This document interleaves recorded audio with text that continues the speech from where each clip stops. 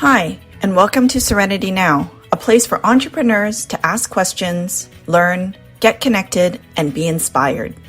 Join us as we talk about all things business and the search for the ever-elusive Serenity Now in both business and personal life.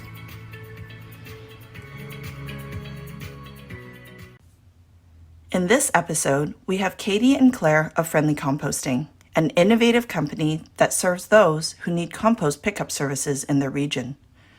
Katie and Claire are not only business owners, but also students.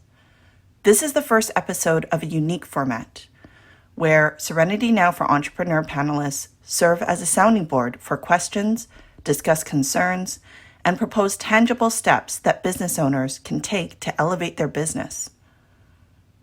We will be chatting about financial options, including loans and grants, and the importance of understanding cash flow and costing. If you are a startup business seeking guidance to take your company to the next level, this is a great episode for you. Let's take a listen. Tonight we have Friendly Composting, Claire and Katie as our guests, and we have Glenn from BFL Canada listening in. So I'm Claire from Friendly Composting, and this is Katie. And we have started up in Kamloops a weekly compost pickup service for residents and also commercial. And then additionally, we do local product delivery to our composters as well. So each week we provide a recycled compost bin to our composters, and each week we go around and collect them, leaving them a clean bin behind, and then they have an opportunity to shop all of our local products, and we deliver those goods on their compost pickup day. Thank you, ladies. I'm so glad to have you here. And so we're going to start off with some very basic questions about startup financing, because I think with COVID and, just people also assessing whether or not they want to stay in corporate, many businesses are starting up. So one of the questions that you had was had to do with getting funding as a startup. And we're super lucky because we've got Rita on the call who actually goes into financing. So Rita, give us a little bit of an idea of what type of funding as a startup people should expect to be able to have access to. And then I'll jump in after that with my perspective on grants. It's kind of the scariest question of all time, right? Is asking about finance. When it comes to startup financing, I'm going to say it's a little tough out there. It's always been a bit tough, but now it's even tougher with what's happening in the marketplace.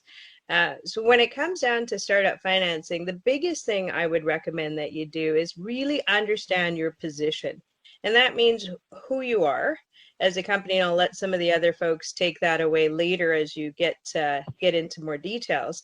But the big piece is your budget and understanding. So you're in the compost business, so it sounds like you are taking bins to people. So I'm sure there's a cost to the bins. So understanding what those are and how many bins you require on a weekly basis and as you expand. And then you also need to understand what are your other costs that are involved in this. So there's gas, there's fuel, there's expenses. I don't know how you're getting to and from and such. So listing out an entire understanding of your budget and your startup costs. And then from there, what you also want to do is understand a little bit of how you're going to actually make some cash. So something called a cash flow forecast. And you basically start writing down, well, if I sell this to this person, and then how many times over per month, and then when I collect my money. And so you kind of are able to chart out potentially something like projections, which tell you month by month how much might be coming in.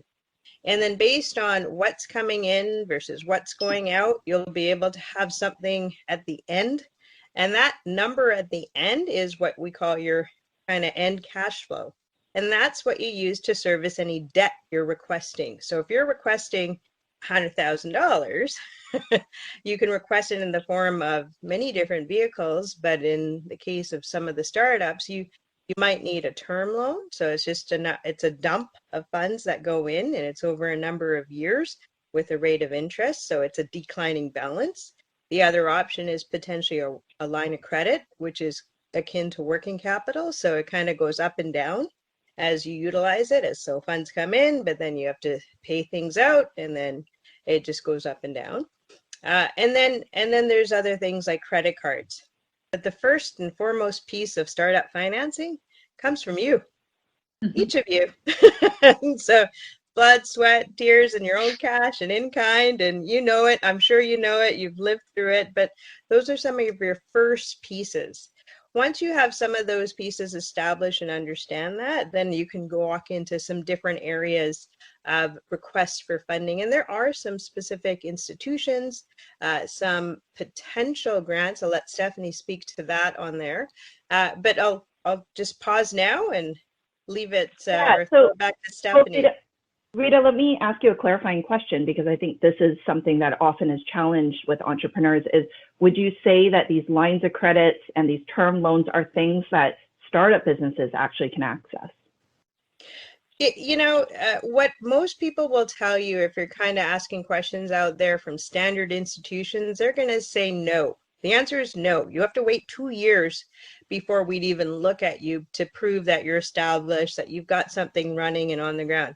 What can I tell you, who's done this and have worked with just over 10,000 companies? You can do it right off the cuff, as long as you have your setup correct, which is what I was discussing earlier, your budget, understanding of your costs, understanding of your cash flow.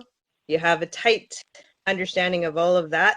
And these are not just like, I'm just picking numbers from the air. No, I have real qualified understanding and assumptions, and I put that into some projections. There's a lot more to it, but I'll just try and keep it as simple as that. Yeah, so I'll speak a little bit because my line of business is in grants, and then I'll turn to Peggy and chat about, the tax credit side of things in a minute as well. But definitely on hiring, and so probably both of you are looking at potentially hiring people. Lots of different programs out there that would bring in the demographic that the government is looking to support. So I tend to work more on government grants. So those would be like students is an excellent program to look at interns and co-ops. Maybe your business is more seasonal at times, and so you'll find that gives you a little bit more flexibility. And some of these grants are 50 to 75%. We've even seen 100% of wages covered. And then there's other ones for those in post-secondary and after they've graduated. But many of the grants are geared to those under the age of 30. Oh. And so, Peggy, I don't know for this line of business if tax credits would come in, but maybe you also have seen other creative ways of getting some financing as a startup. I'll let you speak on that. No, unless you guys are doing some work in establishing a new process or a new product, I don't see that there would be any SHRED grant is what I work in, and that's a tax credit. But I'm thinking that because of the nature of what you're doing, falling into sort of the agriculture and, clean air, clean water, all that, there might be some grants with the SDTC, which is a program that we should talk about, Claire and Katie, because really it's about reducing harmful agents in the air, the water, or the environment. So that is something that the government actually gives you a big load of cash if you are successful in obtaining that grant. And it's really about writing a good application. You have, I think, in one of your questions, how do you get this funding? Who do you go to? How does it work? Both Stephanie's company and mine, when we work on grants for companies, we work on a percentage of our success.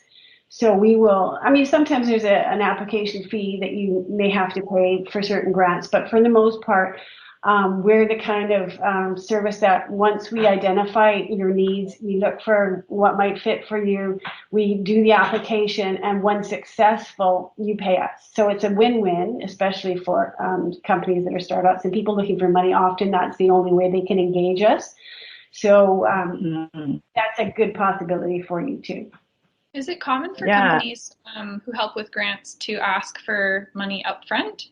Is that common, or is it mostly paid out once the grant's obtained? It does depend. So certain grants you actually can't take a success fee on. There's a limited number that you can, but typically it depends on the level of service. And so for us, we tend not to work with as many startups at Granted, but it is, and so as a result, we work with companies that are a little bit more established. And so we do take an upfront fee, but we also take a success-based fee. And so we balance that out a little bit.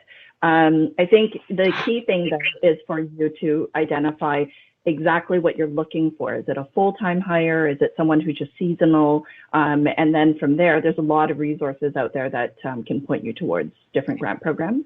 I will just mention before I turn to Candace to talk about positive cash flow is you should expect that grants are not paid up front.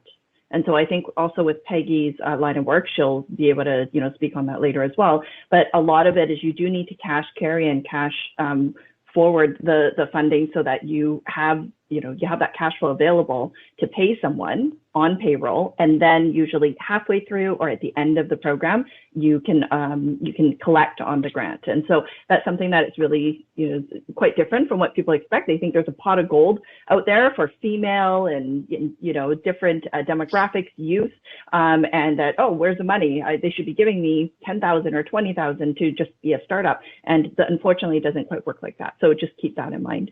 But speaking of accounting, we've got Candace on the call, and I'd love to understand a little bit more for Claire and Katie on evaluating and working towards positive cash flow, because that is absolutely your area, especially at the startup stage. Want to chat on that? So there's no magic to having positive cash flow. The cash has to come from loans, your pockets, or profits. But the important thing is what you do with that cash once you receive it. The businesses that I see that do not do well do not understand where their money is coming from and where it needs to go. All of a sudden they see an influx of cash into the bank account and think it's Christmas. It was just Christmas. Exactly. But they think it's Christmas and that they get to buy all the presents. And then April rolls around and I have to give them the bad news that the good news is that yes, they made money, but the bad news is now there's a tax bill due. And they did not plan for that. So then they end up in a worse off position than they would have been if they understood where their money was coming from and where it needed to go. So be very skeptical when you start having cash in the bank. Make sure you understand where your money needs to go before you start spending it. And keep your personal finances absolutely separate from the business. If you think you are profitable enough to be able to draw some sort of earnings from the company, draw the earnings. Put it in your own bank account. Don't spend money from the company bank account. Keep it absolutely separate, because otherwise you will not understand where your money is coming from and where it needs to go. Yeah, and I'd love to hear Nina's kind of approach on, because you started, Nina, a couple of businesses, and being our marketing guru here, you kind of, it's starting up, you really need to be careful of where you're spending your funding. So where would you say about your experience in working towards positive cash flow, and especially at the startup stage? So yeah, everyone's had really great thoughts on this so far. So what I would say to you guys is, just talking about what Candace said, where the money is coming from. So understanding that and what portion of it is yours. So you have something called funds and trust. That's your GST. So that is not your money. You do not spend it. So that gets put aside. First of all, your taxes need to be put aside, what you think you're going to be paying. Having more set aside at the beginning is better. And it's a mistake that almost every startup entrepreneur makes. So you just have money coming in, you just go, okay, great, I can go and buy these new business cards, or I can update my website, or I can do all this stuff, because there's so much you want to do, and I totally understand that, but you have to take those small steps. And in today's world, everything is instant. We want instant success, we want instant recognition, we want instant recognition for, hey, we've got this great company and everyone should know about it and everyone should be a part of it. It just doesn't quite work that way. You have to have your target market. You have to know, you have to spend wisely. You have to save wisely. So there's a lot of those things where you have to rein yourself in a bit. So controlled growth is a really, really important thing in the success of my companies. Mm-hmm. It's interesting because when I started up my business, I found it actually very difficult to forecast my cash flow. And so I think with your business, unless you have standard customers that are kind of recurring every month, it might be a little bit of a challenge as well. So making sure that you also keep, a certain percentage, maybe it's 20% of your cash aside, minus all the taxes and things that you are already keeping aside. Just to have a little bit of a buffer there is going to be helpful as well. So let's talk about, this balance of, Candace mentioned personal finances, and then you're tied to the business, and then how do you make sure that that stays separate? So I'm actually going to go back to Candace and then over to Peggy to chat a little bit about that. So so keeping your finances separate, I alluded to that, and basically the trick is that the money that's in the business account doesn't belong to you. Yes, it belongs to you, but it doesn't belong to you. So if you need to put money into the business, put money into the business account. Don't spend from your personal account for the business, and don't spend from the business account for your personal life. So if the company needs to give you money, it needs to be transferred to your personal account so you can spend it there. And if you need to give the business money, you need to transfer the money from your personal account and spend it from there. If that's the only thing you remember, it will take you far. I have businesses where the people are retiring. I'm still struggling with this. So, and the only way I made headway is when they had a GST audit and they got assessed for $2 million. They ended up owing $2,000, but they were assessed $2 million just because CRA saw all the money going in and out of the bank account and assumed it was income. So we had to trace it all. So that's a horror story, obviously, but it happens. So. A tip on my end before I pass it off to Peggy is I have a separate credit card and debit card, separate completely for my business expenses versus my personal. And you have to be really careful. You can't be like, oh, I'm at Costco, and so this is my personal card, but I'm buying business stuff, and so I'm just going to charge it here anyway. Like, you just have to be really careful about how you do that. And so that, I think, will also help your accounting and help you understand what's actually available for your business. The one thing that I wanted to mention is, when you're a startup, your own resources take you so far, and, you do get that confusion between personal and business, and I've seen some catastrophes in that area. But, you've got to play that out. So where can a startup look for cash? I just want to mention the monster in the room is people who want to invest in your company. I think every person in this room is going to tell you, be very, very wary of someone who comes offering, cash. It is one of the failures that I have seen in so many of my clients where someone swings in, and because you're desperate, you say yes to the offer. And the terms of that offer, sometimes we're naive when we start in business. It just all sounds so glorious. But at the end of the day, we end up with a partner that we can't live with, and someone who has a hidden agenda to use your great idea to advance their own wealth. So personal, private investment, most people turn to family members, but there's always these people with these, I don't know how you describe someone like that, but ulterior motive. And I've seen so many of my young clients, especially in the area of software, where, everybody's hey there, hi there, ho there in that business. I mean, they're just downtown shaking hands and trying to stir up funds. And there's some good kind of bad, creepy kind of investors out there who are not working towards the betterment of the company. They're actually in it for their own betterment. So just a word to the wise. Yeah, and let's turn to Rita for a sec about this, because definitely we want to hear about the personal finance side and how to separate that out, and the importance of it when you're going after loans and other financial vehicles to leverage. But I'd also love to hear a little bit about how do you protect yourself, or how should a company protect themselves if someone goes to Katie and Claire and says, hey, we'd love to dump $50,000 in, and it's not a parent, or if it's not a brother or sister or someone that they know very well, or even if it is. What is your financial need right now? Like, is there something you guys need for your business that would require financing? Maybe we can talk directly about your business. We really, really, really need like an actual garbage truck, like with a little sidearm that lifts up bins and dumps it. Yeah. And so we are kind of are halfway through the process of building our cash flows. We got some, we're going through Futurepreneur doing that right now. So I had like a video call with them and got a bit of feedback. So I'm working on those and hopefully submitting it over this week off that we have. Mm-hmm. But yeah, and then employees. We've hired on, just in order to grow. The nature of our business is we launched in March. We had about 11 to 15 composters who were friends, and then now we're nearing in about 475 homes that we pick up for every week, who pay us a monthly subscription, and then we have about between 60 to 80 orders every week for local products, and those average from about $15 an order to like $200 for an order for goods. And so having almost 500 homes now, we need more drivers and we need employees. And so we could really use some money to help with that, because we are managing and we're paying them as like subcontractors. So we know how much it's going to cost us. They're not being paid hourly.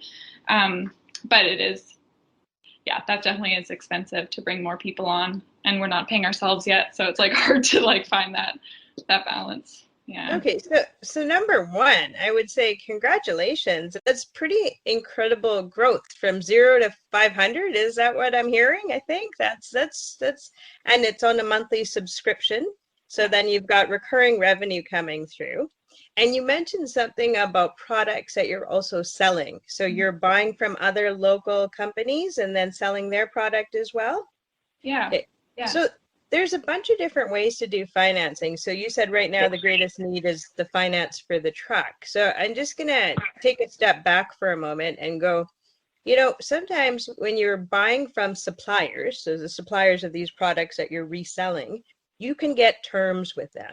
Terms give you actually financing. So it could be, they might say, well, you're too young, I'm not giving you any terms. But you know what? If you call them every single week and say, can I get 30 days? Can I get 30 days? Can I get 30 days? Eventually they might cave and say, okay, I'll give you 5 days. And then I'll give you 10, and then I'll give you 15. But you just got to keep calling, and as you build that relationship. So that's one way, is to help with understanding how your cash flow works. And then on the other side, of course, your receivables, you're collecting it on a monthly basis, right? So that seems to be working out quite well. So you're doing all the work, but you collect it on the first of every month? Yeah, well, actually, we have it coming in throughout the month. So everyone's on a 4-week cycle. So we've got kind of it coming in every week, pretty much. Steady. Yeah. Yeah. Well done. Well done. So I think that in itself, you guys strategize quite well with. And when it comes to a truck, there's a couple of different options, and I'm sure Candace will chime in. But there's a few different options. You can buy it, and then it becomes an asset for you, and it sits on your books, and it's yours. But there's another option, and that first option where you buy it, you get a loan, right? You get a loan for the actual vehicle, and it's the full amount, and it's your asset. The other option is leasing it. Have you guys considered that? No. I was going to say leasing as well. That I've seen that a lot right now, is where because technically they still own the vehicle, but you are paying them a monthly fee, pretty much the same way you would be as if you had a loan against it. And then there's a buyout at the end of the thing so that you can eventually own the product. But it's less risk for them because they don't have to go through the hassle of trying to get the equipment back if you default on it. So Right. Yeah, I find that the leasing companies right now they're jumping in with hands, feet, heads, you name it. They're all over it. So you may want to really consider that option, not to mention in a year or so, or 2 years, depending on what your terms are looking like for the leasing option, you might have outgrown that. You don't want it anymore. And now you're going to have this asset that you're going to have to figure out how to sell or get rid of, or, it could be a backup, of course, but sometimes you look at these other alternative options and say, well, I don't actually need all this money up front. I'm just doing a monthly payment, and try to tie it in with your cash flow that you have that's recurring. So those are some things you may want to consider looking at as options. Now, Stephanie also asked me a question about somebody who wants to dump in money to your company. Well, the first answer is always like, you don't say no to money, right? That's always the first answer. Everybody says, like, what? How could that be wrong? But I always say, whether it's getting a loan from a bank, or working with a leasing company, or getting money from investors, what are the terms and conditions of that? Because there's always some terms and conditions. And so the first thing you say, oh, well, you have to pay it back. Yeah, but it's not just pay it back. It's how fast you have to pay it back, or what else comes alongside of it. So always say hello. That's my first thing. Always say hello. the next thing is never share any information until you actually have a non-disclosure agreement in place, so that if they are serious, they're going to be actually able to review it, sign it, and then you're okay to start sharing some information. You still don't need to share everything. And then from there, you turn around and say, well, what is it that you will bring to the table? Because sometimes you want some silent people, basically, give me the money, go away. I don't want to talk to you, and don't interrupt my style and how I'm running the business. Other times you want more of a strategic support where you say, I'm actually not well versed in this area, and I know we need to focus there. So if you can bring that skill set to the table, we'll take your money and your skill set and let's keep running. But there's different ways to review that. Some people say, I'll give you some funds, and there's a rate of interest or there's a dividend, but you really need to understand the terms and conditions. And so really just have a frank and open conversation. What's the return? What do you want in return? And you also have to look at yourselves and say, what do I need? What do I want in return? And so I think that a lot of us have been approached on the panel, and we've had some interesting and some not so interesting times with partners and shareholders, and so we're all a bit gun shy, very much so. Yeah. And so the other part of the whole piece is, do you want to dilute your company? What part of that is yours and what's theirs? It's nice when you've done all the work and you're because you're now out of funds, but you've done all the work all the way through. And then at the 11th hour, someone rings the bell and says, hi, I'm here. And you're so desperate, you just say yes without reviewing. And that's the time when you call one of us. Please call one of us. We'll all take the call. That's the scariest moment of all. So hopefully that gives a bit of understanding. It does. Yeah, thank you. So let's talk about this leasing versus, actually buying out and whatnot, because I think leasing is being a newer term for you. And Nina, I'll have you jump in a minute because you buy equipment for your business as well. But Candace, tell us a little bit about why lease versus why pay it out versus just buying it or, getting a loan for it. What are your thoughts briefly on that? Well, historically, I've suggested people gravitate toward leasing when they have an asset that they don't necessarily want to keep at the end.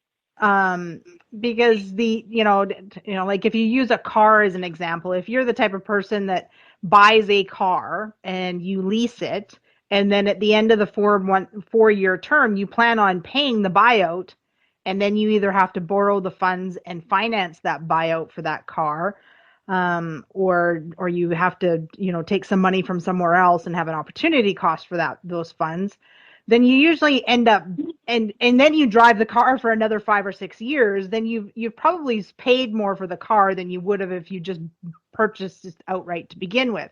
So leasing in that scenario doesn't make sense. But if you have an asset that very likely will need to be replaced at the end of its lease term, whether it's because that's your choice or because it makes, financial sense to do so. And a garbage truck I could see possibly makes sense to do so. I'm guessing they get beat up a bit. There's maintenance costs that escalate the longer you own that vehicle. And like the inspection costs go up and all that kind of stuff. So leasing may make more sense because it, like Rita said, at the end of the term, you don't have to figure out who to sell the garbage truck to. Your worn out garbage truck, you can just hand it back to the leasing company. It's their problem. And then you can turn around and start another lease. And then that way you're refreshing your equipment, which it might sound a little decadent, but if you think of it from a maintenance point of view, it may not be. It's one of those things where you'd have to seriously look at the numbers and the forecast and see which one makes sense. But the leasing will be a little bit easier, I think, to get than the traditional finance loan, because the title of the asset remains with the lessor. And I do find with leases, they tend to charge a little bit more than what you would typically pay on a monthly, so that they also know that they're going to make some money out of it. We're going to go to Nina to tell us a little bit about kind of her business and how she's bought equipment. Then we'll go back to Rita again to chat about this. So just one other thing on leasing on vehicles, you just have to look at the terms really carefully, especially kilometers. So if you guys are driving, that's what you're doing with your vehicle. there's sometimes penalties for going over a certain amount of kilometers. So just make sure you actually read the fine print. As far as equipment goes, my company, we do airbrush, tattoos, and body painting. So I buy a lot of equipment for airbrushing, compressors, that kind of thing. So there's the daily use equipment. And so what I did really early on, I'm in year 16, so I'm a little further along than you guys, is that we became a distributor of Iwata, which is the best airbrushing equipment in the world. So, so we then, instead of paying retail, we pay wholesale. So it's fantastic for us, and then we're able to resell. Now, I was at a point in my business where I was buying as much as a small art store would. So it was fine because I didn't really have to sell at all to anyone else. My company was buying enough that we met the requirements for wholesale and having that distribution agreement with them. So, you know, sometimes you have to get a little creative and look at those options when you're a young company, right? Like you have to find out ways where you can get those lower costs. What can you do, right? So, so there's the things that you're going to use every day in your business that you're going to get a return on your investment with. So I'm using my airbrush guns every day as a service like you guys are. And then that piece of equipment makes money for me. When my compressor is humming, I'm a happy gal, right? Because that means dollars in my pocket, right? So you have to learn to equate that. Now, there's other things like computers, cars, those kinds of things where it's not an instant return on your investment. It's something you need in your company to run your company. So you just have to figure out where your money needs to go for you to run your business at the level you want to get that money coming in. And then things like your bins, just for me, I've always bought the best quality that I could so that I'm not wasting money. So a lot of times when people get into airbrushing or that kind of work or any kind of service, they sometimes will go for the cheaper equipment, and I just don't think it's worth it. Well, our kind of mission since the beginning has to try to be zero waste. So all of them are recycled, and Claire and I have delabeled and cleaned all of these bins. They used to be chocolate containers. So we got 1,000 of them, and those are all cycled through now, but we're having a hard time sourcing more. We found some that don't have a great lid, so those are not great for the customer experience and our drivers and volunteers who have to open them every week. So sourcing more of those is kind of next on, and if we can't go the recycled route, then we really need to consider, like you said, getting really good quality ones that will last, so they can be used forever, hopefully. Well, yeah, and you could always get bins that are made out of a recycled material. So there's two ways to look at it, right? Like it doesn't. Yeah, spend more to get that type of product at the beginning, I guess. Yeah. Right now, we're just hassling for these chocolates. Yeah. And then obviously with our commercial, we need the big rolling. We kind of invested in, we got 12 of them. I think 10 or 12 of the big 65-liter rolling totes for our commercial contracts, and that's what we've been using to pour into our residential into to take to the farm. But we definitely have outgrown that even now, so we need more of those. And we really want to, that's where the truck comes in, because right now we're manually moving all of those, and each week they're full to the brim of food waste, and so it's pretty backbreaking right now. So we want, we're just dreaming of the day a truck can pick them up and pour it into another place to be driven. It would be really nice. So yeah. I think we're just almost at time here, but I'm going to let Rita. Rita, you put your hand up. Did you have something that you wanted to add before we close this out? Yeah, no, it was along the leasing story. I think that one thing to really keep in mind, though, is that every business is unique. Your business has a lot of different moving parts, to say the least, and kind of pun or no pun intended.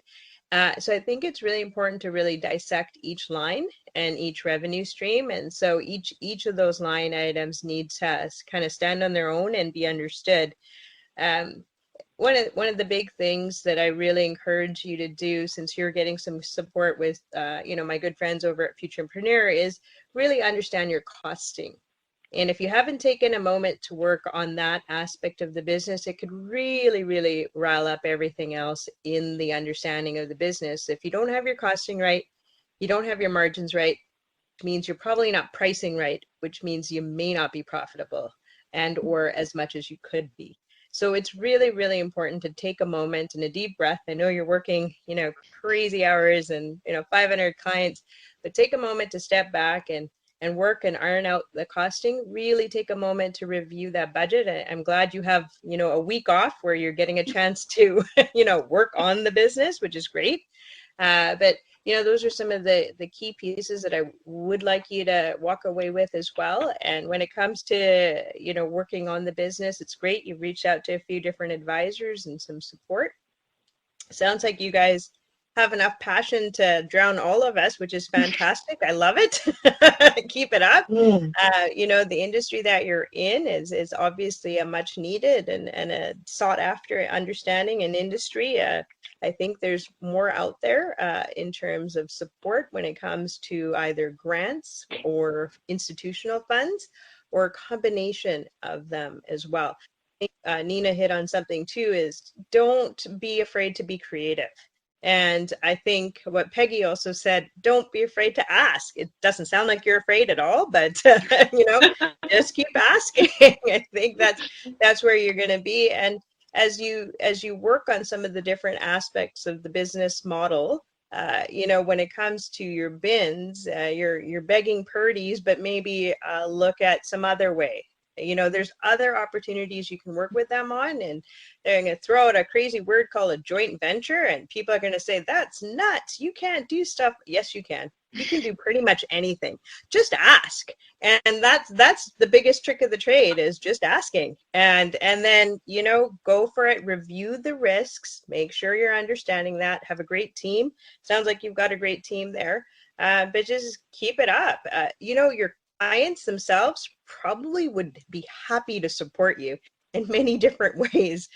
You just may not have had a chance to reach out. So I'll leave it there for now. Thanks, Rita. So I do want to go through maybe 5 key things that we learned. Like, there's a lot of information about cash flow, and we talked about leasing of your trucks, maybe even some equipment that you need. Peggy mentioned that private investments is just something to be aware of, and Rita followed up with things like just making sure that you understand what it is that you really want is going to be key to that. And then costing and making sure that when you keep your finances personal versus business, how to manage that, but also how to ensure that you keep your costs at a manageable level. So those are some of the lessons learned that we chatted about here. And so I think we're going to finish off with that. So what did Katie and Claire of Friendly Composting have to say after their episode of the podcast? Yeah, no, it's really great. It's nice to talk to people who've already done it and learn that way. Like, you can Google all you want, but to actually speak to human beings is a lot more valuable. It's like, I don't know, I feel like some of this is a little bit of an overlap of what we heard, but it's nice to hear it from people who've done it. Yeah. And be like, okay, that's good advice. Like, I've heard it twice. That's great. Yeah. And a lot of these things you've been saying, like Claire and I will have like read about, or like just from previous experience have like touched on, or like about our personal and keeping that separate, and like all of those things we chat about a lot, but like actually having the time to focus and sit down and separate it and do all those little things and talk about it now is very helpful. Sounds like Katie and Claire of Friendly Composting got some advice that resonated with them. We hope you enjoyed this episode where we explored finance options for a startup business. Remember, none of the content in this podcast should be relied upon as standard legal or business advice. Always consult a professional for your specific business. You may know someone who could benefit from this podcast. Please share it with your business community, and perhaps it could give an entrepreneur you know some serenity now.